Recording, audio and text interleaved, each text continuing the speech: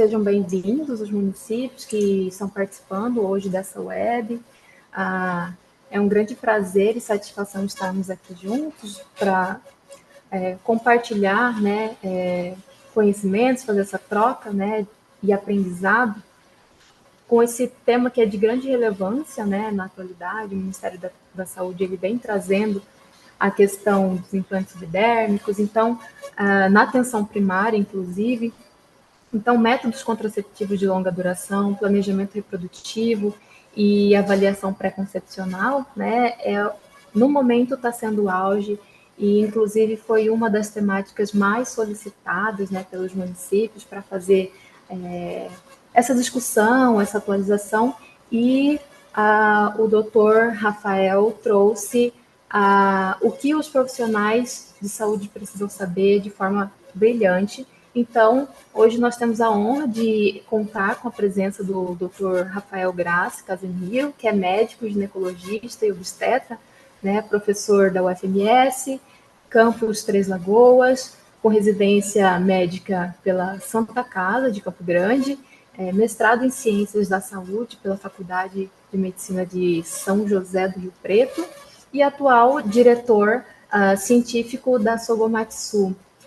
Doutor Rafael, seja muito bem-vindo e muito obrigada, né, por aceitar o nosso convite da SES para participar e compartilhar conosco seu conhecimento e a experiência, né, sobre esse tema que tem grande relevância, né, para a qualificação na atenção primária, dentro, né, da saúde da mulher e para esse público-alvo que é os nossos profissionais que estão na ponta, que são os profissionais que estão na assistência do nosso SUS. Tá? Então, eu esqueci de me apresentar, eu sou Franciele Rosiane da Silva, enfermeira de família. Atualmente, eu estou responsável pela área técnica de saúde da mulher da SES e eu vou contribuir um pouquinho aqui com a web, trazendo experiências, né, também, e assim como os municípios também podem trazer experiências. Então, nesse primeiro momento, o doutor Rafael vai ter a sua fala. Eu passo a fala justamente para o doutor Rafael. Então, doutor Rafael, sinta-se muito bem-vindo, muito obrigada por estar aqui conosco hoje. Imagina, eu que agradeço aí o convite, estender aí a Sogomate, né, que também está fazendo essa capacitação em parceria com a Secretaria Estadual de Saúde, e falar que somos parceiros aí, a Sogomate Sul está de portas abertas à Secretaria de Estado de Saúde, o que vocês precisarem para capacitar e melhorar a assistência no estado de ginecologia e obstetrícia, nós sempre estamos de portas abertas aí a discutir ideias. Vamos dar início, então. O tema que me foi proposto, né, foi planejamento familiar, métodos contraceptivos e avaliação pré-concepcional, né? Quando me deram o que todo profissional de saúde deve saber. Quando me deram esse tema, eu falei, poxa vida, eu tenho tema aqui para falar 10, 12 horas, né? Então, o que que nós vamos abordar? Qual vai ser a nossa abordagem? Acho que o, a princípio, o mais importante aqui, né, é entender o porquê que nós, no Brasil, 2,5 milhões de nascimentos por ano. Desses 2,5 milhões, 55% dessas gestações não foram planejadas. E quando a gente está falando da adolescência, esse número de gestações não planejadas sobe para 80%. E quando a gente está falando de gestação não planejada e gestação na adolescência, nós estamos falando de risco físico para essa mulher, então essa mulher vai começar a ter ah, mais risco de problemas de saúde, como pressão alta, diabetes, um próprio risco para o concepto, porque nós vamos falar lá no final de avaliação pré-concepcional algumas questões que não são avaliadas quando a gestação não é planejada, né? E isso vai refletir nesse número, desse quadrinho de baixo aí, que temos no Mato Grosso do Sul 22, 22 casos de morte materna em 2024, né? Que é um número relativamente alto para o nosso estado. São 22 mulheres, 22 famílias, né? Famílias que foram completamente desestruturadas pela falta de uma mãe, né? E uma gestação indesejada, não planejada, né, é fator de risco de mortalidade materna, porque essa mulher, muitas vezes ela vai rejeitar essa gestação, ela não vai fazer um pré-natal adequado, ela não procura o centro de saúde, ela não está planejando, ela não descobre, ela vai descobrir essa gestação tardiamente. Eu, na época de residência, eu já vi pacientes descobrirem ou abrirem para a família, né, que estava gestante, quando ela foi convulsionar por conta de eclâmpsia com 34 semanas, né? É uma situação extrema, mas acontece, né? E vamos começar falando de planejamento familiar, né? O que que é o planejamento familiar? Por que que ele é tão importante? Então, o planejamento familiar é uma abordagem centrada na autodeterminação reprodutiva. O que que é isso? Aquela pessoa vai decidir quando, por quê e como ela quer engravidar, né? E isso leva a gente a pensar nos direitos sexuais e reprodutivos dessa pessoa. E como que nós vamos chegar nessa abordagem, incluindo os métodos contraceptivos, educação em saúde, aconselhamento e cuidado de fertilidade, né?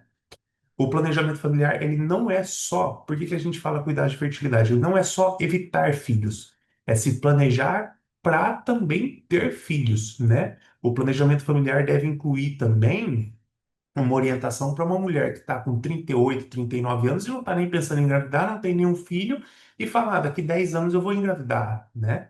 Então aí a gente vai entrar na parte de educação do planejamento familiar e falar, ó, tem que rever isso, explicar os riscos de uma gestação tardia. Então, não só evitar filhos, mas estimular, quando for o caso, ela querer, ela a ter esses filhos no momento certo. E o que que a gente pode usar de estratégia, né? Educação sexual, principalmente, né? Trabalhar em escola, trabalhar com atenção básica, trabalhar ali com aquela adolescência, adolescente que já está querendo começar a vida sexual. Não adianta a gente fechar os olhos. Hoje, criança, não vou falar, né, adolescente de 12, 13, 14 anos, eles estão começando a ter relação sexual. E se você não cria uma acessibilidade aos métodos e não dá uma educação sexual, você vai ter automaticamente mais gestações na adolescência. Nós temos que usar um enfoque de individualização no método, né? Nós temos que pensar, não é um método mágico, foi apenas para citar aí, a Fran citou no início o implante, né? O implante subdérmico. Para muitas mulheres ele não vai servir, né? Depois nós vamos falar com isso. Então, não é porque o método é mais antigo, o método é menos, é mais barato, que ele é um método pior, né? Então a gente tem que avaliar fator clínico, social, cultural, né? O que cada pessoa vai preferir, como ela vai se adaptar, e temos que usar os protocolos de acompanhamento e monitoramento. Então, ah, prosseguindo aqui nos temas, a gente vai falar dos métodos contraceptivos, né? Que é o nosso principal enfoque hoje. E é a parte mais densa da aula. Então, eu acho que algumas pessoas, aqui a gente está falando com um público diferenciado, mas se você colocar na recepção do posto, tá? Eu duvido que 15%, 10% das pacientes vão conhecer todos os métodos, ou sequer ouviram falar de todos os métodos. Quanto menos, ela vai saber como usa, ela vai ter acesso. Então, nós temos que começar a quebrar essa barreira de contraceptivo, de esse ciclo de ficar passando só o contraceptivo oral, né? Então, nós temos aí uma gama muito grande uma variedade muito grande de métodos que a gente pode falar com as pacientes, né? E vamos começar falando do mais comum, o método mais utilizado no mundo, mais disponível no SUS, o método, o contraceptivo oral combinado, né? Ele tem na sua composição um estrógeno e uma progesterona. Por isso que o nome dele, a gente chama de combinado, né? Então, o estrógeno, ele tem o etilenoestradiol, que foi o único estrógeno aí por muitos e muitos anos. Agora a gente está tendo uma modernização, Valéria estradiol, o estradiol, o estetrol, né? Então, nós estamos tendo uma modernização do próprio estrógeno e os progestagênios. Os progestagênios, a gente já tem até 4 gerações de progestagênio. Então, os progestagênios, eles vêm evoluindo ao longo do tempo, né? E essa variação de progesterona, de progestagênio, progesterona, eles vão se diferenciar no perfil, eles vão se diferenciar em efeito colateral, eles vão se diferenciar em efeitos secundários, né? E qual que é o contraceptivo oral mais disponível no SUS, tá? É o levonorgestrel de 0,15 com etilenoestradiol de 0,03 miligramas, que eu acho que até hoje o ciclo 21 virou o Bombril, né, da esponja de aço. O ciclo 21 virou o anticoncepcional oral, né? Falou de ciclo 21, todo mundo sabe o que que é. Mas o ciclo 21 é uma marca, né? Então, qual que é o mecanismo de ação do anticoncepcional oral combinado? O mecanismo de ação ele vai inibir a ovulação por supressão do pico de LH-FSH e automaticamente vai evitar a ovulação, porque não vai ter esse pico de LH, não vai ter ovulação, essa mulher não engravida. Sem óvulo não há gestação.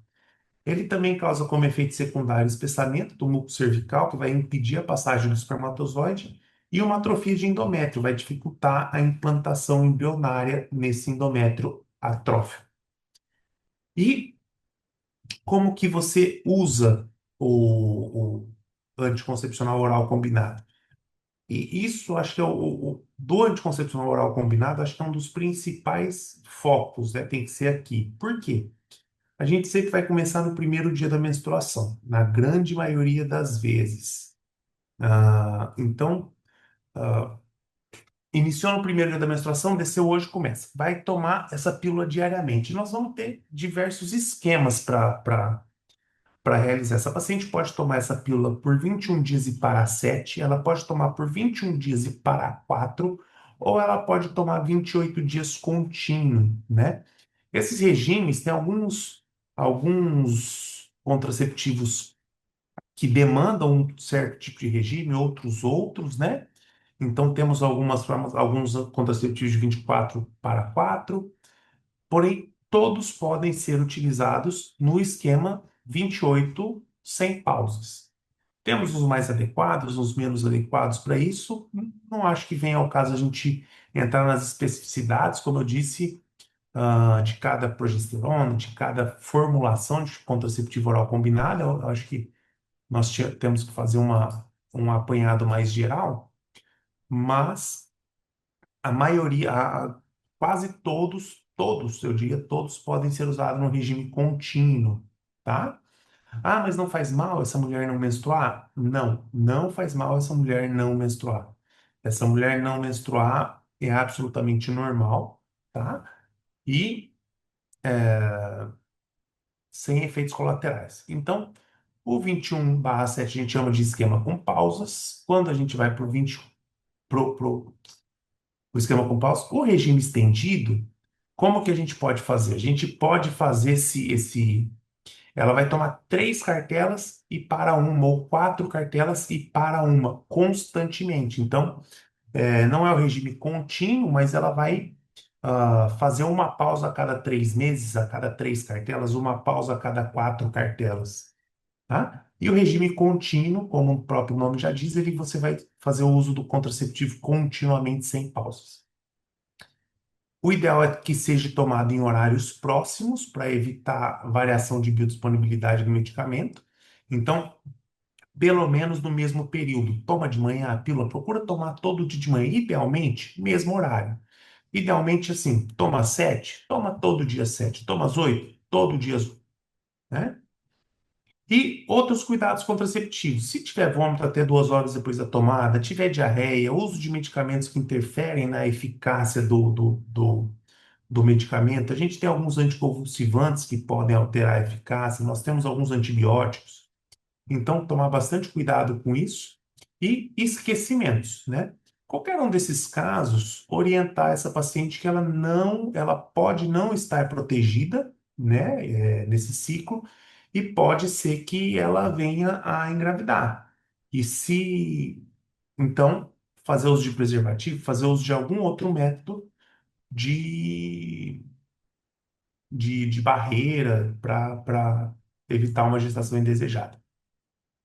A eficácia do contraceptivo oral combinado, ele tá, a taxa de falha é aproximadamente 0,3% no uso perfeito, tá? Então, como eu disse, tem vários mecanismos de falha, vários problemas que podem levar esse remédio a falhar, esse medicamento a falhar. Então, quando a gente leva em consideração a falha do remédio por falha de tomada, por paciente que esqueceu, 9% ao ano de falha, tá? E aí vem o uso incorreto, a má adesão dessa paciente, às vezes ela tem um efeito colateral, ela para de tomar. Então, deixar ela bem ciente do uso do remédio e explicar. Muitas vezes essa paciente ela se confunde, tá? No esquema de pausa. Tudo bem? Então, tomar bastante cuidado com isso, principalmente esses esquemas de pausa. De efeitos colaterais dos contraceptivos orais combinados, a gente tem o risco de trombose venosa e arterial, um pouquinho maior, e maior quanto maior a dose de estrógeno disponível na pílula, né? Alteração de peso, que geralmente é transitória, essa paciente pode ter um edema, mas volta ao peso inicial. Alteração de humor, sensibilidade na mama, náusea. Então, essas mulheres elas têm que saber que elas podem experimentar essas sensações, geralmente nos primeiros 3 meses. E a tendência geralmente é melhorar também após os 3 meses. Lógico, tem mulheres que não vão tolerar os 3 meses desses sintomas. Se for alguma coisa leve que você consiga modular, combina com essa paciente, vamos levar 3 meses, vamos ver se melhora esses efeitos colaterais. Se não, já suspende, né, a medicação e vamos partir para outra alternativa. Tem um risco de hipertensão, alterações visuais, disfunção hepática em casos raríssimos. E pode também ter um impacto na libido dessa mulher. Indicações é quando essa mulher ela quer uma contracepção de alta eficácia, né? Quando ela quer regular algum distúrbio menstrual, uma dismenorreia. Alguns contraceptivos orais combinados, ele tem uma melhora da acne. Muitos dermatologistas prescrevem contraceptivo oral combinado. Vocês já devem ter tido alguma experiência desse tipo, né? E paciente com resistência insulínica controlada, sem fator de risco trombótico, ela pode fazer uso também. Contraindicação: história de trombose, câncer de mama e hepatopatias severas, tá? História pessoal. Ah, mas a minha mãe teve trombose, a minha irmã teve trombose. Não contraindica o uso de contraceptivo. Minha irmã teve câncer de mama. Não contraindica, tá bom? Aí, mas eu tenho muito medo de ter. Ó, tá, você vai evitar, né? Você não vai expor essa mulher a um medo, né? Mas não contraindica. Pacientes com dislipidemia grave, tabagismo em maiores de 35 anos e hipertensão não controlada pelo risco de doença microvascular, né? Diabetes descompensada também. Aí entra o nosso último tópico, que são as enfermidades cardiovasculares ou cerebrovasculares, que acho que a dislipidemia grave, tudo tá aí. Quando você tem alta chance de doença microvascular. As vantagens do anticoncepcional oral combinado. Ele é o método mais conhecido e mais aceito pelas pacientes. Quantas e quantas vezes a gente fala todas aqueles contraceptivos lá da lista, porque você acha que não é, às vezes, o mais adequado, o oral para essa paciente, porque ela tem uma história de esquecimento, ela tem um pouco mais de dificuldade de assimilar o esquema. Você explica todos os outros, tenta fazer um esquema mais cômodo para ela, e ela fala, não, eu quero a pílula. Ele é um- um método altamente disponível, tá? Ele pode ter alguns efeitos secundários da pílula, que que são benéficos, como eu disse. Mulheres com acne severa, esse pessoal, eles têm uma vantagem com os efeitos secundários da pílula que podem fazer valer a pena o uso dessa pílula. E o bom controle de ciclo que nós temos com o contraceptivo oral combinado, né? De desvantagens, nós temos o aumento do risco do tromboembólico. Os esquemas com pausas pode gerar uma confusão. Essa mulher, ela pode esquecer, ela faz a pausa de 7 dias, faz 7 dias que ela não toma remédio, ela vai fazer 8, 9, esquece de voltar, né? E não é possível o uso durante o período de lactação exclusiva. Então, todo método com estrogênio é contraindicado no período de lactação exclusiva, tá bom? Então, sempre que a gente falar de período de lactação, puerpério, os primeiros 6 meses, evitar estrogênio. Aqui, antes de passar, aqui a gente também não seria orais, eu não vou abordar por conta do tempo e por não estar disponível no SUS, tá? O anel vaginal, o anel vaginal e o adesivo contraceptivo, tá bom? Eu não vou abordar eles, mas só rapidinho o adesivo você vai pregar o PET, né? Troca ele todas as semanas. O anel vaginal é um anelzinho, você coloca ele dentro da vagina, a mulher fica 3 semanas com ele, tira, fica uma semana sem, é a pausa, são 7 dias de pausa, tá? O perfil de efeitos colaterais são muito semelhantes, muda que não vai ter a primeira passagem hepática, então um pouquinho menos de efeito hepático, um pouquinho menos de impacto na libido, mas não é o foco por não estar disponível no SUS. Temos também como representante da categoria dos orais, né? As pílulas de progestagena isolado, né? Que ela tem só progesterona de baixa dose. Geralmente é o desogestrel, que está disponível no SUS, ou a noretisterona, né? A drospirenona não está disponível no SUS, então não vou focar muito nela, mas só de curiosidade, é uma pílula nova, ainda é bem cara, bem inacessível, uma caixinha dela está praticamente R$ 100, né? Então não é o público que nós esperamos atingir. De mecanismo de ação, ele também vai fazer a inibição da ovulação por supressão do pico de LH e do FSH, também vai espessar o muco cervical e também vai causar o afinamento do endométrio, assim como nos contraceptivos orais combinados.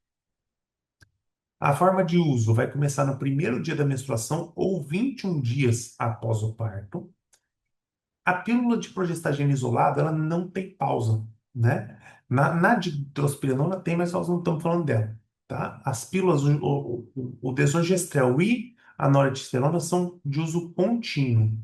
Tomar em horários próximos, especialmente a noretisterona, tem que tomar em horários muito próximos, tá? Porque senão a eficácia contraceptiva diminui, né? Se você também tiver, no mesmo caso dos contraceptivos orais combinados, vômito em até 2 horas após as tomadas, diarreia, uso de medicamento que pode interferir na eficácia, esquecimento, usar outros cuidados contraceptivos comportamentais ou de barreira durante o término do ciclo. E quando a gente fala de hidrospirenona e desogestrel, não tem necessidade de troca quando parar a amamentação exclusiva. Nós pegamos muitas pacientes orientadas erroneamente com o uso de desogestrel que falam para ela, ó, quando o neném fazer 6 meses ou parar de amamentar, troca o anticoncepcional. Não tem essa necessidade, tá joia? Quando a gente está falando do desogestrel. A falha na utilização perfeita é de aproximadamente 0,3% e no uso típico de 1 a 2%. Tá? Ele geralmente é influenciada por atraso na ingestão diária, pela má adesão e por esquecimento. De efeitos colaterais, essa paciente pode ter tratamento irregular ou intermenstrual. Cabe aqui a gente falar que o estrógeno na pílula ele também tem o papel de estabilização de endométrio, né? Então, quando nós fazemos a pílula de progesterona sem o estrógeno, esse endométrio vai ficar atrofiado e pode ter esse sangramento irregular. Essa mulher ela vai ter diminuição de fluxo menstrual ou amenorreia. E aí eu coloquei essa interrogação. Por quê? Diminuição de fluxo e amenorreia seria um efeito colateral? Né? Eu acho que não. Eu acho que é até um efeito benéfico para muitas mulheres. Então fica aí Acontece, né? Essa mulher pode ficar sem menstruar, ela pode diminuir o fluxo ou ela pode menstruar também mensalmente, tá? Regularmente. Não existe um padrão para isso. Tem um risco aumentado de alteração de humor, ganho de peso, dispepsia e acne, dependendo do tipo de progestagênio, tá? As indicações, nós vamos fazer para aquela mulher que tem contraindicação ou intolerância aos estrogênios. Então, ela teve muita acne, ou ela tem uma migrânia, ou ela tem ah, alguma outra questão que interfira que ela não possa usar o estrógeno, mas ela quer ainda tomar o contraceptivo oral. Então, nós fazemos o progestagênio isolado. Você pode usar em lactante até vi- a- a- após os 21 dias. Então, 21 dias após o parto, você pode começar, tá? Portadoras de trombose, exceto na fase aguda ou com fator de risco trombótico, você pode fazer uso da pílula de progestagênio, né? E contraindicação, algum tumor hormônio independente ou doença hepática grave ou trombose aguda. As vantagens da pílula de progestagênio é que ela tem o menor risco tromboembólico, é um esquema de fácil assimilação por não ter pausas, né? Então, essa mulher ela não vai precisar ficar se preocupando com pausas, lembrando de parar, voltar ao remédio. Ele tem um pouco menos de efeitos colaterais comparado ao contraceptivo oral combinado, também é altamente disponível e você pode usar ele durante o período de lactação exclusiva. De desvantagens, como já foi dito, ele tem mais sangramentos desfavoráveis, tem menos tolerabilidade com atraso nas tomadas, então você tem que ser mais rígida com o uso do contraceptivo oral de progestagena isolado. É, Então você acaba ficando mais suscetível aos esquecimentos e às outras falhas de tomada. E aí, a gente está falando tanto de falha de tomada, de falha de uso, de confusão de, de pausa e tudo mais. Então, temos aqui o DIU hormonal, né? Que é uma alternativa a essas pacientes que esquecem muito. O DIU, o DIU hormonal, ele é um, um bastãozinho de polietileno, né? Ele vem tamponado com um levonorgestrel. E hoje em dia nós temos duas versões, né? Temos o Mirena e temos o Cailina. Não tenho nenhum conflito de interesse, é que são os únicos dois do mercado, então posso falar tranquilamente a marca, assim como daqui a pouco eu vou falar do Implanon, também é o único do mercado. Então, o Cailina pode liberar até 9,7 microgramas, o Mirena no início libera até 20 microgramas por dia, de levonorgestrel. O mecanismo de ação, como ele tem essa liberação contínua e local, ele tem a atrofia do endométrio, dificultando também a implantação. Ele também causa uma diminuição de motilidade tubária. Ele também espessa o muco cervical, assim como as pílulas. E, em alguns casos, essa paciente vai continuar ovulando, mas ela ovula menos vezes, ela tem menos ciclos ovulatórios, no ano. De forma de uso, é muito mais simples de você explicar a forma de uso, por quê? Você vai encaminhar essa paciente que tiver a indicação do uso de Mirena do seu município, do seu serviço, enfim, vai definir quem está elegível e vai encaminhar para o ambulatório ou vai pedir o dispositivo para fazer a inserção no seu ambulatório, se você for treinado. Então, é uma inserção realizada por profissional treinado em ambiente ambulatorial, tá? Sem anestesia, sem necessidade de anestesia. Essa paciente vai precisar fazer só um controle ecográfico anual e sem cuidados específicos com o uso. Não precisa, ela não, na verdade, ela não usa, ela porta, né? A taxa de falha é de aproximadamente 0,2 a 0,7 por ano, e aqui a gente não tem aquela outra coluna que é o uso típico, né? Então, quando a gente fala de uso perfeito, é muito difícil você chegar em uso perfeito de contraceptivos orais, porque sempre tem algum probleminha. No DIU é muito fácil você chegar no uso perfeito. Ele estando lá dentro, ele está perfeito. Então, de 0,2 a 0,7 por ano. Duração, né? Hoje nós temos o Cailina, que ainda é só liberado para uso de 5 anos, e o Mirena, que ele já está liberado para efeitos contraceptivos por 8 anos, pela Anvisa agora, né? Liberado em bula. Ah, Rafael, mas qual que é a diferença do Mirena para o Cailina, né? Então,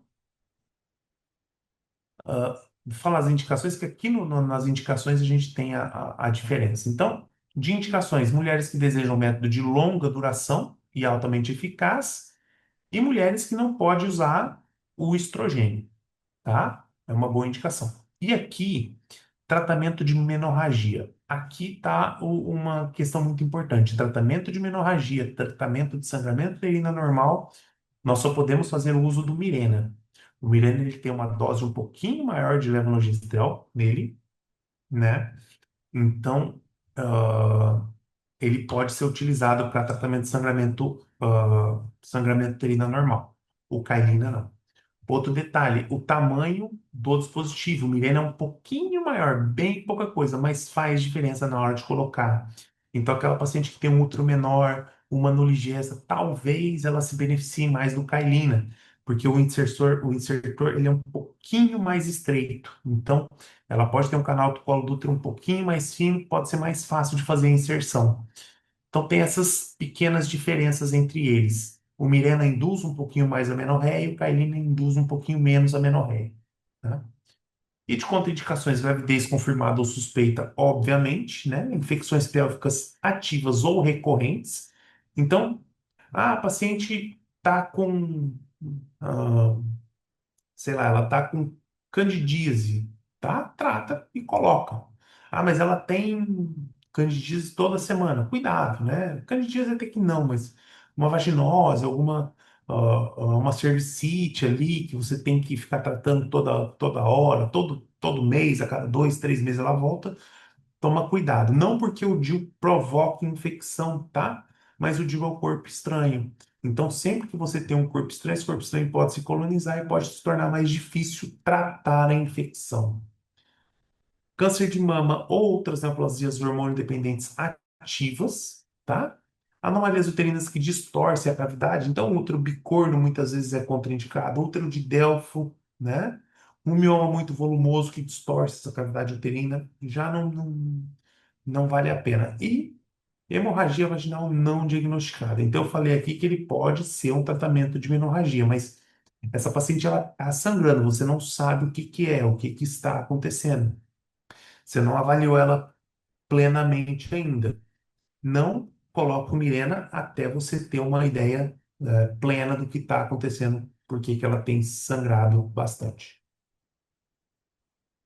As vantagens do dispositivo uterino hormonal é que ele é altamente eficaz, como a gente pôde ver, faz o tratamento de sangramento uterino normal, no caso do Mirena, tem um prolongado tempo de contracepção para quem deseja, né? Tem poucos efeitos colaterais sistêmicos, ele não é propenso a falhas de uso e é possível o uso durante o período de lactação exclusiva. O DIU, qualquer tipo de DIU aí a gente está falando, tá? Ele pode ser utilizado, pode ser inserido nas primeiras 48 horas pós-parto e após os 40 dias. Então, até as 48 horas pós-parto, você pode colocar. Passou as 48 horas, o paciente está lá com 56 horas, você não pode colocar mais, aí daqui com 40 dias de pós-parto você pode voltar a fazer essa inserção, tá? Qual que é o problema de colocar um Mirena, um Cailina no pós-parto imediato, nas primeiras 48 horas? 40% de taxa de expulsão, tá? Então, por ser um dispositivo caro, não vale tanto a pena, tá? Eu nunca coloquei um DIU hormonal no pós-parto imediato. O DIU de cobre já coloquei vários. Até durante cesárea, a gente coloca DIU de cobre ali dentro do útero na cesárea. É bem tranquilo. Mas um DIU de cobre custa muito mais barato, né? Então, desvantagem, o custo inicial elevado. Por que que eu falo custo inicial elevado? O investimento ali para colocar o DIU é caro, né? Um Mirena aí no varejo, vamos dizer assim, distribuidora custa R$ 1.000, né? Lógico que Secretaria de Estado, esse pessoal compra mais barato, né? Não paga o preço que nós pagamos em clínica. Mas essa mulher vai pagar o, o DIU e aí ela não se adapta. Então ela gastou R$ 1.000, conseguiu ficar lá 6 meses com o método e precisou tirar, né?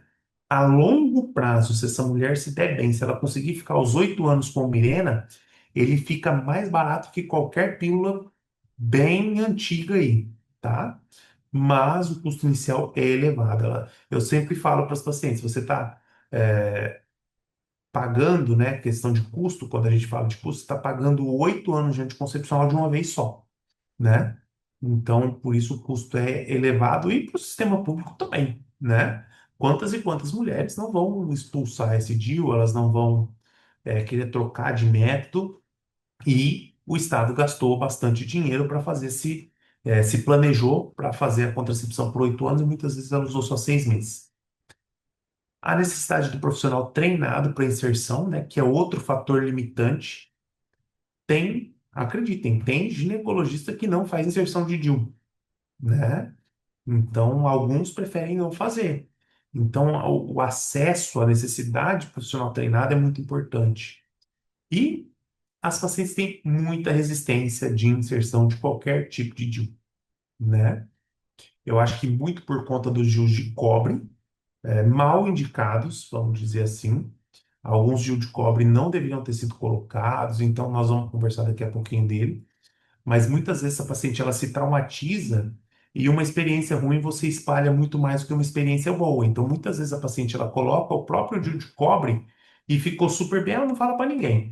Agora, se o DIU de cobre dela der problema, ela sai na internet, faz vídeo no YouTube, posta no Facebook, Instagram, em tudo que é lugar que o DIU não prestou. Então, vou falar um pouquinho do DIU de cobre agora, né? Que a ação ele tem a toxicidade local e o efeito espermaticida, basicamente. Que o cobre ele vai liberar íons tóxicos, ele impede a viabilidade, impede a mobilidade e impede a adesão de um possível, né? Geralmente não provoca embrião, mas se acontecer uma falha no efeito de toxicidade, ele impede também a implantação do embrião no local, tá? Formas de uso, ele vai ser realizada, a inserção vai ser realizada por um profissional treinado também em ambiente ambulatorial, igual o Mirena, em ambiente ambulatorial, sem necessidade de anestesia, controle ecográfico anual e sem cuidados específicos com o uso. Taxa de falha aproximadamente 0,8% ao ano, então um pouquinho maior do que a do Mirena, o DIU de cobre, porque o Mirena ele tem efeitos secundários, ele tem espessamento de endométrio, tem diminuição de motilidade tubária. O Mirena ele é um pouquinho mais tolerante, às vezes ele baixa um pouquinho, fica um pouquinho baixo o Mirena e ele ainda está eficaz, onde o DIU de cobre já perde um pouquinho a eficácia. Então, por isso que tem essa diferença de taxa de falha. O tempo de uso do DIU de cobre, temos de 3, 5, 10 e 12 anos, tá? Geralmente no SUS, eu até hoje eu só vi de 10 e de 12 anos no SUS, eu nunca vi de 3 e nem de 5, tá? Isso estou falando de DIU de cobre, existe DIU de cobre de 3, existe DIU de cobre de 5 anos, muitas pessoas aí nunca nem ouviram falar disso. De efeito adverso, é aqui que a gente entra, na questão da resistência ao DIU, tá? Muito cuidado com essas mulheres. Mulher com sangramento uterino anormal, ela já sangra muito. E mulher que tem muita cólica menstrual, não indiquem DIU para ela, tá? O DIU, o efeito colateral do DIU de cobre por conta do efeito inflamatório do cobre é justamente aumentar a menstruação vai ficar mais longa e mais intensa. Se ela já tem uma menstruação que a incomoda, você vai piorar esse cenário e essa mulher ela vai ter mais dor e mais cólica. Então, até mulher que não tinha cólica, às vezes ela passa a ter um pouquinho. Pensa uma mulher que já tem muita cólica, ela vai ter mais. Ela vai detestar o método. E aí, não é o método que é ruim, né? É que o método não é para ela, tá bom? Muitas pessoas usam DIU de cobre e não sentem absolutamente nada. De indicação, a gente tem As mulheres que desejam um método de longa duração e altamente eficaz também, e mulher que tem contraindicação ou intolerância ao uso de qualquer tipo de hormônio, tá bom? Não falei aqui, mas o DIU de cobra é o nosso primeiro método não hormonal aqui, né, que nós estamos falando. Contraindicação, gravidez confirmada ou suspeita, infecção pélvica ativa ou recorrente também. Aqui eu incluí a dismenorreia intensa e o alto fluxo, que pode ser fator de abandono para o método precocemente, tá? Não que seja uma contraindicação, mas você vai piorar a vida dessa paciente, tá? Anomalia uterina que distorce a cavidade e hemorragia vaginal não diagnosticada também. De vantagem, ele é altamente eficaz, ele é um método não hormonal, ele é um método não hormonal reversível, mais eficaz que existe. Então, de método não hormonal reversível, não tem nada mais eficaz do que o DIU de cobra. O tempo prolongado de contracepção para quem deseja, poucos efeitos colaterais sistêmicos, ou nenhum, digamos que nenhum, não é propenso a falhas de uso e a mulher pode usar durante o período de lactação exclusiva. Lembrando que o DIU de cobra ele usa a mesma linha temporal do DIU hormonal. 48, as primeiras 48 horas ou após 40 dias. Desvantagens: o aumento de cólica, aumento de fluxo, necessidade do profissional treinado para inserção e resistência por parte das pacientes também é importante. Aqui acho que muita gente entrou para ver sobre o implante subdérmico, né? Ele é uma haste flexível de aproximadamente 40 milímetros, né? 2 milímetros de diâmetro, e o hormônio contido nele é o etonogestrel, que é uma progesterona, né? Uma progesterona de terceira gestação. Ele vai liberar de 60 a 70 microgramas de etonogestrel por dia.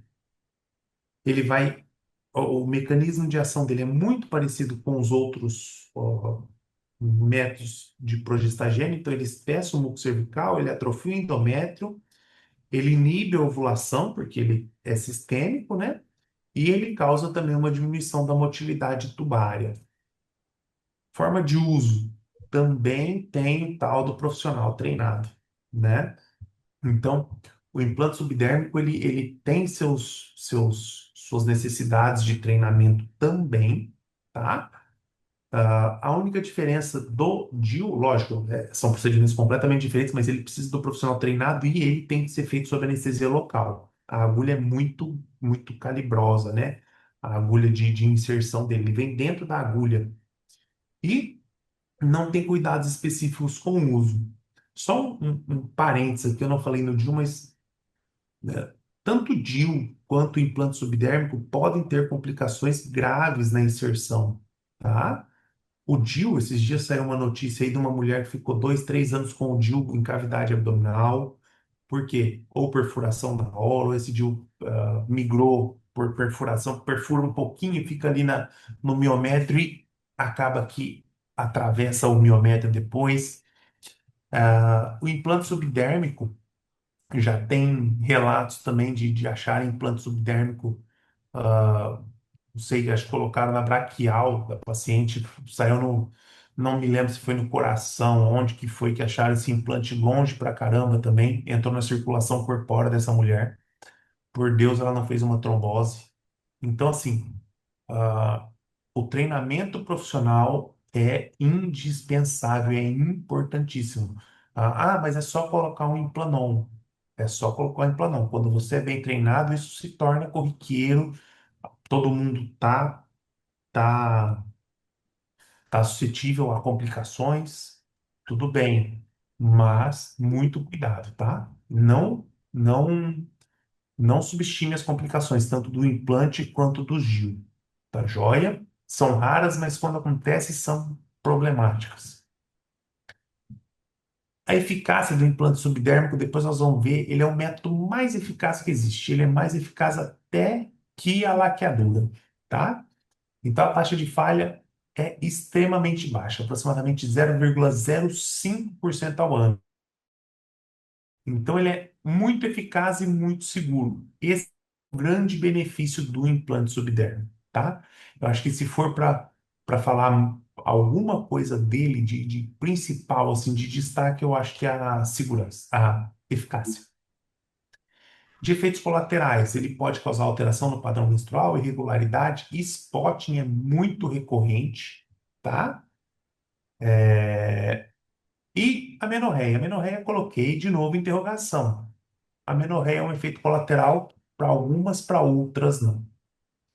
Cefaleia, intolerância gastrointestinal, alteração de humor pode ocorrer um pouquinho de ganho de peso também, geralmente irreversível, possibilidade de formação de abscesso ou queda de pelos no local do implante, né?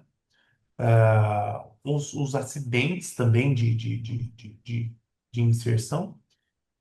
E em caso de falha, geralmente não, em caso de falha, quando ele falha, tá? Assim como os DIU, o risco dessa gestação ser uma gestação ectópica é maior do que a população normal. Não é que ele causa mais gestação ectópica, tá? Ele causa muito menos porque você não engravida com ele. Mas se engravidar, se caso acontecer, a chance de ser ectópica é grande. De indicação, mulheres que buscam contracepção de longa duração, paciente que não tolera o método hormonal oral ou apresenta contraindicação de algum método oral e mulheres em lactação, segundo alguns guias. De contraindicação, gravidez confirmada ou suspeita, tumores de hormônios sensíveis, doença hepática grave, risco de trombose ou hemorragia vaginal não diagnosticada também. As vantagens é o método mais eficaz disponível, prolongado tempo de contracepção para quem deseja, né? Poucos efeitos colaterais sistêmicos, não propenso a falha de uso e possível uso durante o período de lactação exclusiva. Desvantagem também tem um custo inicial elevado, é mais barato que o de hormonal, mas também é elevado. Ele é mais barato, porém dura menos tempo, né? Enquanto o de hormonal a gente está falando de 8 anos ou 5, um implante subdérmico nós estamos falando de 3 anos, tá? Necessidade de profissional treinado para inserção é uma desvantagem, porque limita um pouco o acesso e possibilidade de sangramento desfavorável durante o uso.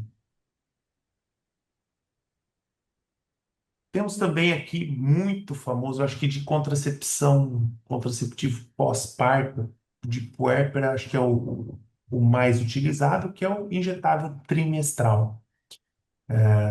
Ele tem um acetato de hidroxiprogesterona na sua composição, né, 150 miligramas, e você faz esse uso a cada 90 dias. Ele suprime também a ovulação através do bloqueio do pico de LH, ele espessa o muco cervical e ele também causa o afinamento de endométrio. Como que você usa o acetato de hidroxiprogesterona? Você vai começar no primeiro dia da menstruação, tá?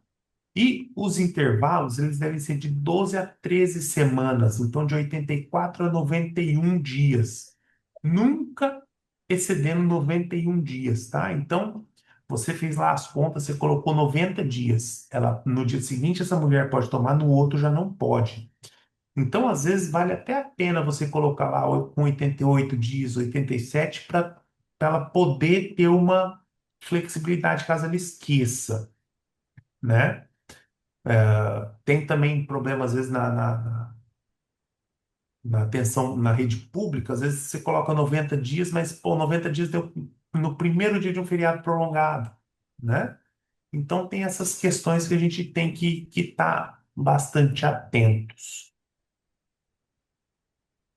Eficácia, taxa de falha aproximadamente 0,2 a 0,5% e cerca de 6% na utilização típica. Por quê? Porque essa pessoa ela não aplica, muitas vezes ela não aplica ou esquece ou atrasa, então essa mulher ela pode ter esse, essa queda na eficácia do contraceptivo. De efeito colateral, ele pode ter amenorreia em até 50% dos casos no primeiro ano de uso. Uma interrogação aí também, não sei se é efeito colateral. Perda de densidade mineral óssea quando você tem uso prolongado, mas ela se reverte após a descontinuação. Na hora que você para ele, você melhora essa densidade mineral óssea. Alteração de humor, ganho de peso leve e dor na mama. Essa paciente também pode ter cefaleia. Essa paciente vai ter risco aumentado de depressão e, em alguns casos, alteração de metabolismo de carboidrato. Ele é indicado para mulheres que desejam contracepção de curta e média duração, Então, nós não estamos falando aqui de longuíssimas durações. Pacientes com contraindicação ou que não tolera o método oral e que também não quer um DIU, ela não quer pôr o DIU, às vezes não se enquadra no perfil ali de inserção de DIU do seu município, ela tem muita cólica e ela não se enquadra no DIU hormonal, também não se enquadra no implante, a injeção trimestral é uma alternativa. E em lactantes também pode ser utilizada. Contraindicação, gravidez confirmada, tumores hormonais sensíveis ou doenças hepáticas graves e hemorragia vaginal não diagnosticada também. De vantagem, nós temos a possibilidade de uso na lactação, o tempo moderado de contracepção para quem quer, ele é menos propenso a falhas de uso, porque é menos propenso aqui comparado à pílula, né? Ele é mais propenso comparado a DIU, a Implanon, ele tem a falha de uso, mas menos propenso em relação às pílulas. As pílulas você tem que usar todos os dias, esses daí você tem que usar a cada 3 meses. Então a chance de você falhar é uma vez a cada 3 meses. A pílula a cada 3 meses são 90 chances de falha, né? E repetiu aqui, repetir. De desvantagens, os efeitos colaterais, né? Que essa paciente ela pode se queixar bastante, do ganho de peso, alteração de humor, pode ter uma demora no retorno dos ciclos regulares e a possibilidade de sangramento desfavorável também. Como alternativa, temos o injetável mensal, que é a injeção combinada, né? Que temos o estrógeno e a progesterona junta, né? Por isso que e aí você faz a aplicação mensalmente. Como mecanismo de ação, temos a inibição da ovulação também, com supressão do LH e FSH, o espessamento do muco cervical e a atrofia do endométrio. O uso, a primeira injeção é feita no primeiro dia da menstruação. E depois, intervalos das doses de 27 a 33 dias. Nunca vai exceder os 33 dias. E se exceder, fazer o teste de gravidez antes de uma nova aplicação. Por que que é importante isso daqui? Muitas pessoas passam o contraceptivo injetável mensal de forma errônea, né? Muitas pessoas orientam a paciente de uma forma, pelo menos aqui no nosso município. Tem várias pacientes que chegam para a gente e falam assim: ah, eu tomo, me mandaram tomar assim, eu menstruo e no quinto dia eu tomo. Aí ela fica esperando menstruar de novo, dá o quinto dia ela toma. Então, às vezes, se esse ciclo está um pouquinho mais longo, está com 35, ela já passou, ela vai tomar a injeção daqui 40 dias. Então, uma dica prática para todo mundo, tá? Que é o que eu costumo fazer, que as pacientes geralmente esquecem, se confundem menos. Toma no primeiro dia da menstruação. Primeiro dia da menstruação foi dia 10, então todo mês você vai tomar dia 10, tá? Dia 10 é o seu dia da injeção. Se for dia 10 for sábado, toma na sexta. Se dia 10 for domingo, toma na segunda. É isso, tá? Por quê? Não existe mês com 27 nem com 33 dias. Se for fevereiro, que tem 28 dias, e bater no dia 10 for no sábado, ela vai tomar com 27 dias. Na pior das hipóteses, ela vai tomar com 27, né? E a gente consegue aí fazer entre 27 e 32 dias nas piores das hipóteses, né? 27 o mínimo e 32 o máximo. Sempre vai estar na, na, no, no intervalo preconizado. A taxa de falha de 0,2 a 0,5% na utilização perfeita e 6% na utilização típica, né? Por conta de atraso, de esquecimento também. De efeito colateral, nós temos as alterações menstruais, pode ter amenorreia em até 50%, também entra aquela interrogação. Diminuição de densidade mineral óssea no uso prolongado, também. Peraí, tá errado aqui. Esse slide não era para estar aqui. Então, indicações: contracepção de. Cadê os efeitos colaterais?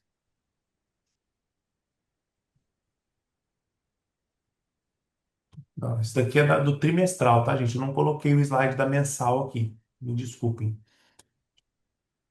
Mas os efeitos colaterais, eles são bem similares aos efeitos colaterais da, da pílula, né? Essa paciente, ela pode ter cefaleia, ela pode ter amenorreia também, tá? Mas não chega a ser 50% dos casos. Ela não inclui perda de densidade mineral óssea, tá? Ela pode ter dor na mama, pode ter cefaleia, ela tem risco aumentado de trombose, de eventos tromboembólicos, tá bom? Então, esses são do injetável mensal. Indicação: contracepção de curta e média duração para mulheres que desejam evitar a gravidez por um período específico e paciente intolerante ou contraindicação aos métodos orais. E contraindicações: gravidez, tumores hormonais sensíveis, doenças hepáticas graves, hemorragia vaginal não diagnosticada, osteoporose grave, o risco de perda óssea prolongada, história de trombose ou câncer de mama ou hepatopatias, tá? Aqui lembrando que é histórico pessoal. As vantagens é que é menos propenso à falha de uso do que a pílula, ele é altamente disponível e é cômodo, né? Tem essa comodidade posológica que uma vez no mês você vai lá, se aplica e tá tudo resolvido. Desvantagem: perfil de efeito colateral meio chatinho e você não pode usar durante o período de lactação exclusiva. Aqui os métodos de barreira, né? Que são um pouco mais tranquilos. O uso correto, tá? A camisinha ela tem que ser colocada antes de qualquer contato sexual e tirada após a ejaculação. Por quê? Se você tiver contato antes, você pode ter alguma secreção e acabar engravidando. E retirado logo após a ejaculação, porque se você esperar, se o homem esperar um pouco, ele pode acabar vazando o sêmen na vagina da parceira e acabar engravidando. Fora os contatos de DST, tá bom?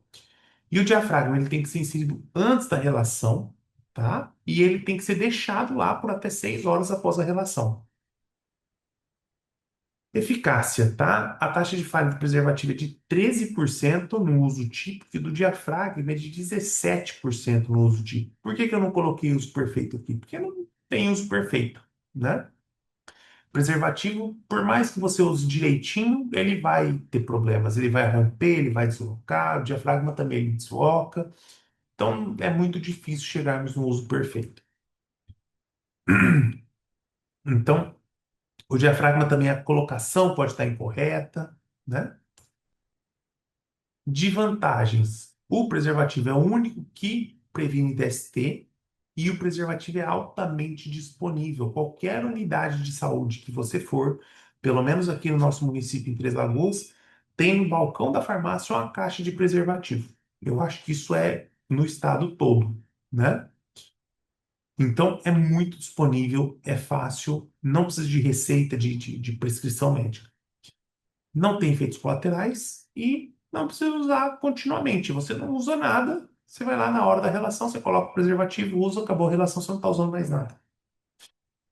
Desvantagem: resistência dos casais. Muitas vezes os casais não querem usar o preservativo, não gostam, não se adaptam. Alta taxa de uso incorreto. Então, entra aquela coisa, a pessoa não sabe colocar, às vezes coloca. É o que eu sempre falo para o pessoal. Não comece, porque o pessoal acha que eles têm que estar com preservativo só na hora da ejaculação, né? E depois antes eles não precisam estar, e depois também. Então, eu sempre falo, não começa sem e depois coloca, porque você vai ter problema.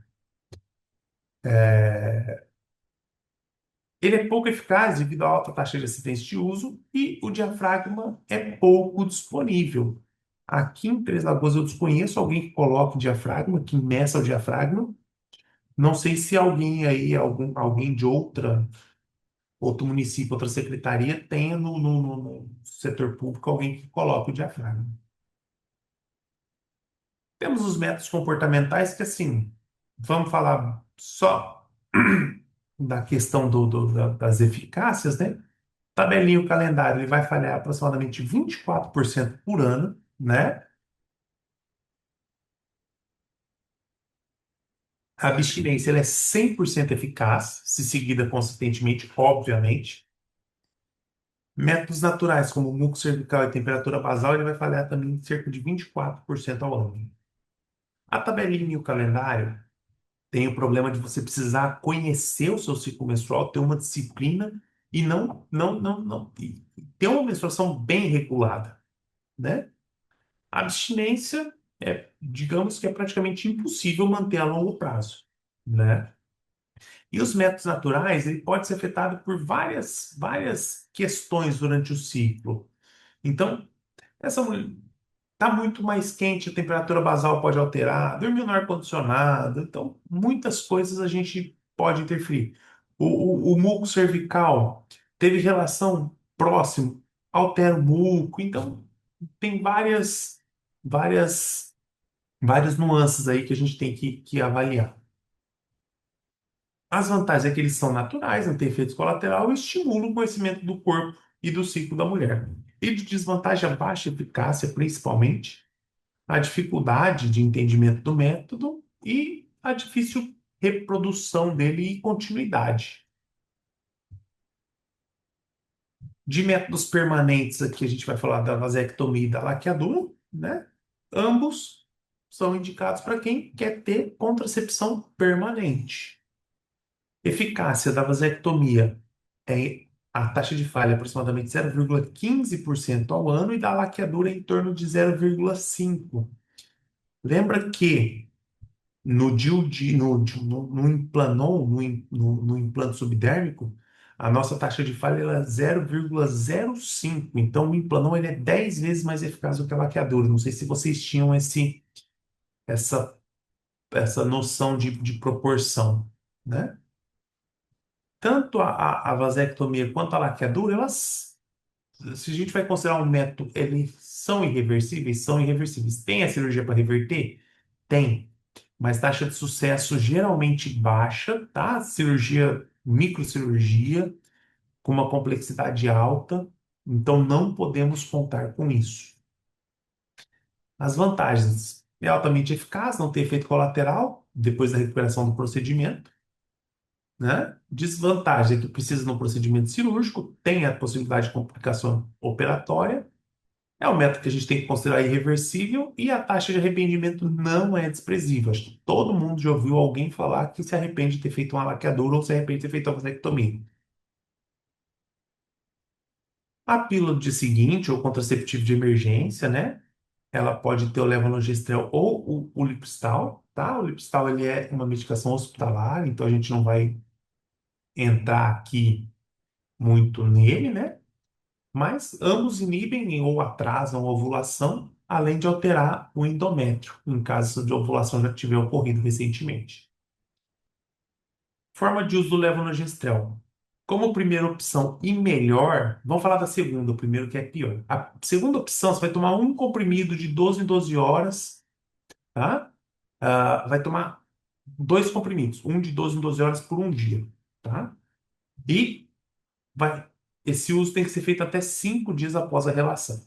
Quanto mais cedo, tá? Quanto mais cedo, mais efetivo é a contracepção de emergência. Então, se você tiver a relação e já tomar, se tiver o acidente, a gente nunca orienta tomar porque tomou, porque não quis usar o preservativo. Se tiver, vamos supor que você teve um acidente com o preservativo, é muito utilizado para pacientes vítimas de violência. Então, quanto mais cedo você procurar o atendimento, maior é a eficácia.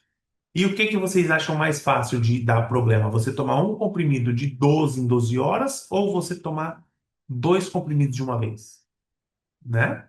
Então, o ideal é tomar um comprimido de 1,5 miligramas ou dois comprimidos de 0,75 miligramas de uma vez. E acabou. Tomou, tomou, tá? O levonorgestrel e o Lipistal, ele é eficaz até 120 horas após a relação. Como eu disse, quanto mais cedo, melhor. Efeitos colaterais pode ter náusea, vômito, dor abdominal, alteração menstrual, tá? E não é recomendado o uso repetido. Por quê? Porque ele vai perdendo eficácia e vai tendo mais efeitos colaterais. A vantagem é que ele vai evitar a gestação indesejada em caso de acidente com método de barreira ou caso de violência, e desvantagem é impossível você manter Então, aqui só para. Acho que esse slide é bem bacana, vocês tirarem uma foto aí, fazer um print, sei lá. A Gisele vai mandar depois para vocês ó, a aula. Mas comparando, tá? Tem alguns que eu não falei aqui, né? Porque não são disponíveis. Espuma, né? Não é disponível, tá? Outro que eu não falei, eu nem citei na aula, mas acho que eu devo citar, é que aqui DIU de cobre com um perfil muito semelhante tem o DIU de cobre com prata, tá? Não está disponível no SUS também, na rede pública, pelo menos eu desconheço, né? Algum local que tenha o cobre com prata, mas qual que é a diferença do cobre com prata? A prata ela vem para diminuir um pouquinho essa reação inflamatória e para melhorar o perfil de efeito colateral. Ele também vai aumentar sangramento, também vai aumentar a cólica, só que aumenta numa proporção menor, tá? O DIU de cobre com prata tem só de 5 anos, tá bom? Mesmo perfil de uso, mesma coisa. Então, depois de tudo isso dito, né? A gente já sabe como evitar essa gravidez. Mas e aquela mulher que ela chega pra gente querendo engravidar, né? Afinal, nós estamos falando aqui de gestação saudável, de planejamento. Então, nós temos que também dar condições para essa mulher ter uma gestação bacana. Então, o que que nós vamos fazer numa avaliação pré-concepcional? Chega aquela mulher. Ah, doutor Fulano, eu vim aqui querendo que eu quero engravidar. Então, primeiro colher a história obstétrica, perguntar de gestação anterior, como foram os partos, se teve aborto, se teve complicação, fez curetagem, não fez. Isso ajuda a gente a identificar alguns riscos, né? Tendo alguma doença crônica, a paciente é hipertensa, é diabética, tem doença autoimune, ela já teve trombose, né? Ela toma alguma medicação, toma algum antipertensivo, toma insulina, toma algum suplemento, faz uso de algum remédio psiquiátrico, hoje em dia é muito prevalente, né? Algumas medicações a gente tem uma possibilidade e uma necessidade de intercambiar aí, né? Então, por exemplo, se essa paciente é uma paciente hipertensa que ela faz uso de captopril, então vai no seu cardiologista, né? No caso o clínico do posto já pode fazer essa troca, o médico da família, né? Ou o especialista, geralmente a gente não tem muito manejo com outras medicações, mas vamos trocar esse captopril por uma metildopa, né? Que você pode usar na gestação. Se essa mulher tem algum comportamento de risco, né? Ela fuma, ela bebe, ela faz uso de droga, a alimentação como que é. Então, você já orienta ela, fala, olha, dona Maria, você quer engravidar, mas pô, para de fumar antes, vamos tentar fazer algum tratamento, vamos parar esse álcool, não usa droga, enfim, agir, interferir nesse ciclo. E se ela tem alguma história de doença genética, hereditária, ah, algum traço de hemoglobinopatia, por exemplo, que às vezes passa batido, né? Eu mesmo, caso pessoal, eu tenho traço de talassemia, né? Quando nós fomos tentar engravidar a primeira vez, a minha esposa ela fez uma eletroforese. Por quê? Porque se ela tivesse o traço também, a gente estava enrolado. Ela não tinha, o meu menino não tem, e a minha menina tem o traço também. Então, quem casar com ela, vai, quando ela for engravidar, ela vai ter que fazer também. Então, você já consegue pegar essas questões. Fazer um exame clínico dessa paciente, ver a altura, peso e IMC. Não tem muito tempo, eu contraindiquei uma gestação no consultório. A paciente estava com IMC de 35, hipertensa descontrolada. Ah, falei para ela, falei, olha, você tem que se cuidar um pouquinho antes. Combinamos. Ela veio aqui querer tirar o DIU. Combinamos, ó, não vamos tirar esse DIU agora. Vai cuidar, daqui a 6 meses você volta. Tentar fazer um tratamento para sobrepeso, fazer atividade física, melhorar suas condições gerais para ter uma gestação mais tranquila. Aparentemente ela topou, não deu 6 meses ainda, eu não sei se ela não vai voltar mais, né? Porque às vezes tem dessa também. Você fala uma dessa, a paciente não vai voltar mais. Mas você está fazendo a sua parte. Procurar doença, sinal de doença cardiovascular, ver a pressão dela. Já aconteceu.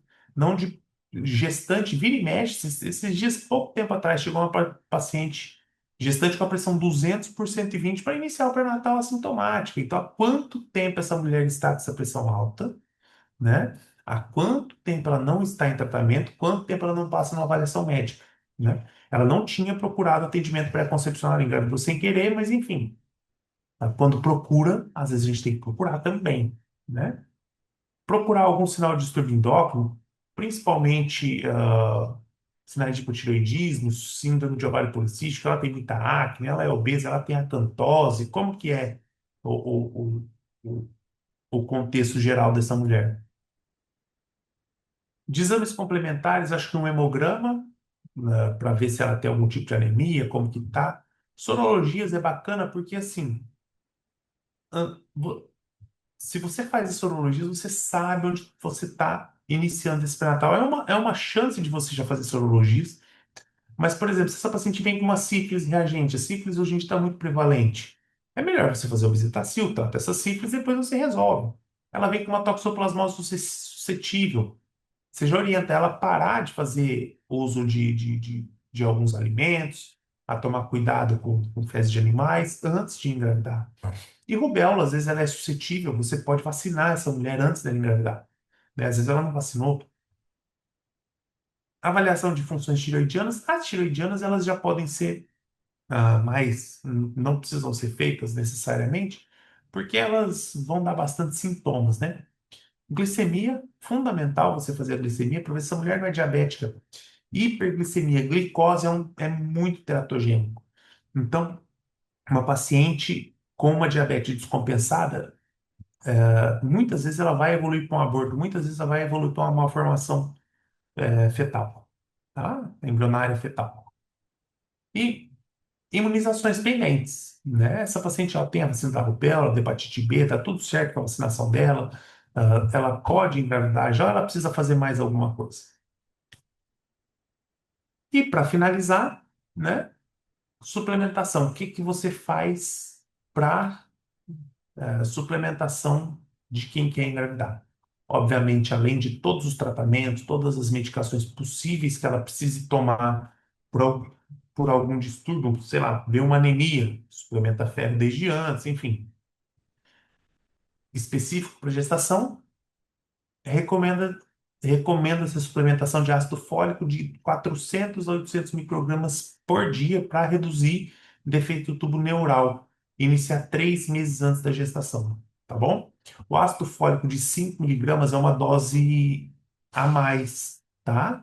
O ideal é que seja de 400 a 800 miligramas. Os 5 miligramas seriam para pacientes de alto risco de defeito de ácido fólico, tá? Então, assim, ah, aqui no município nós temos o ácido fólico de gotas. Então, é mais adequado você usar o ácido fólico gotas, na dose de 400 a 800 microgramas por dia, do que o ácido fólico de 5 miligramas, o comprimidinho que tem disponível na atenção, na rede. Tá joia? Muito obrigada, doutor. Agradeço mais uma vez a sua participação, o seu aceito. Também agradeço a Gisele, agradeço a participação dos municípios aqui hoje. E nós nos vemos na próxima, então. Tá? Muito obrigada. Tchau, tchau.